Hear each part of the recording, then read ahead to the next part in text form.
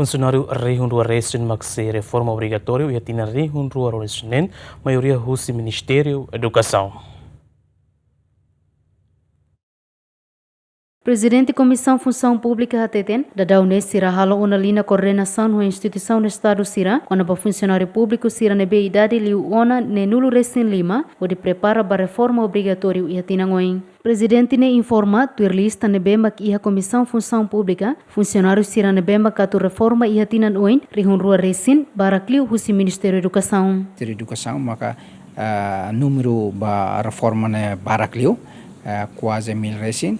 Ita serviço ho Ministério Edukasaun atu ita kuliah laba funcionário e didak liliwa mesesira ita Comissão Função Pública hatona informações no ita nia expectativa kata recursos humanos sira iha linha ministeriais tem que iha ona no tem que hatena ona nia funcionários públicos sira nebe maka atinjona 65 anos tak AKB se setan reforma iha 2026. Decreto-Lei número 6 para rihun nulo resin lima, nebe estabelece reforma obrigatória para funcionário público sira nebe atinge ona idade ne nulo resin lima, aprova ona o Conselho Ministro, não promulga ona o Presidente da República José Ramos Horta. Turdaro susi Comissão Função Pública funcionário público nebe idade atinge ona ne nulo resin lima baleten basic rihun lima. Dadau ne número funcionário permanente no agente administração público hamutuk rihun at nulo, casuais rihun nulo resin.